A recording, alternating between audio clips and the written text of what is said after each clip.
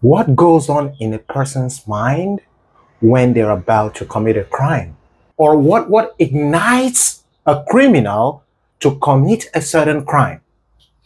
Now, there's a reason I'm asking that question, because you might be thinking, how should I know when I'm not a criminal? All right, let's be specific.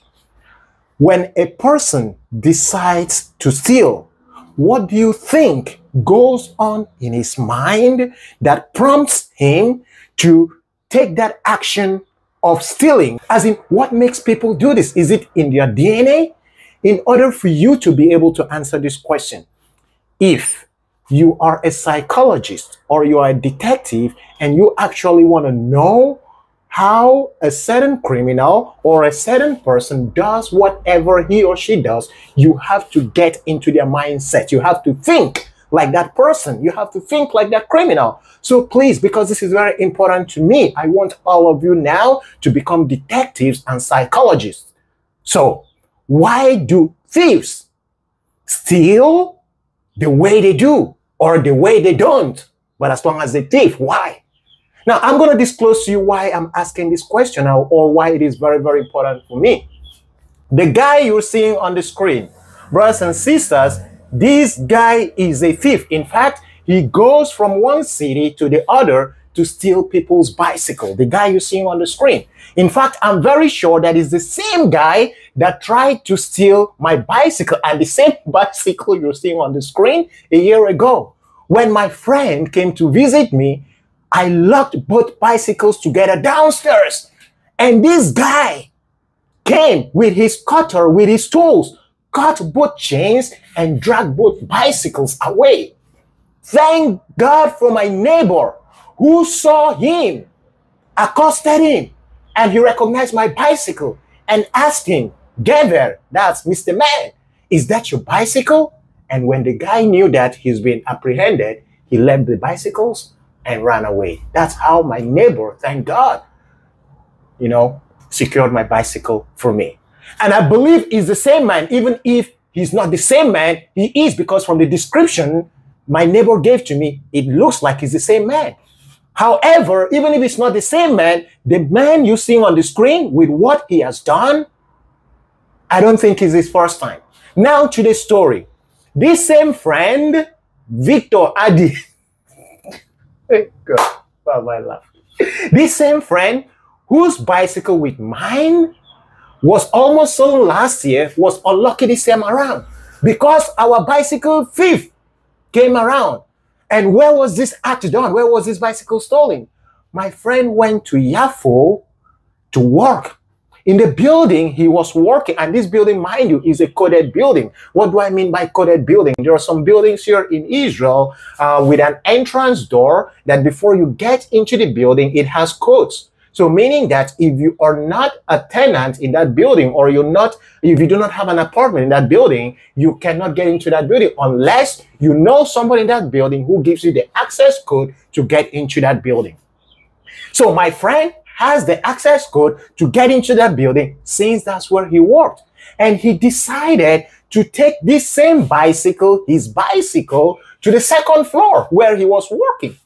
Can you imagine that this thief came? Oh, I do not even understand how he had access code to the building. Well, maybe I can understand, because sometimes there are buildings you go to and then you do not have the access code. And while you're waiting for your friend or whoever lives in that building that invited you to that building, maybe as you're waiting for the person to give you the code, either by text message or giving a call, somebody from that building comes out and you use that opportunity to get inside. Maybe that was how this man did.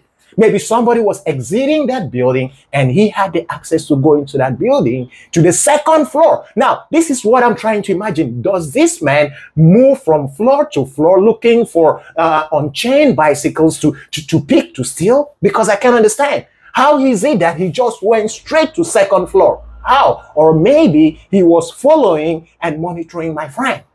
Even with the fact that the bicycle is registered with a plate number, this man did not give a hoodie hook, still went ahead to steal that bicycle. And on top of the cameras, he knew, you can see him, he's trying to, hide his face. But maybe before then, he didn't realize that there were cameras in different places in the building. Maybe the one he saw, which was too late, you see, he's trying to cover the towel on his head, on his face, so that he will not be captured, not knowing he was already captured.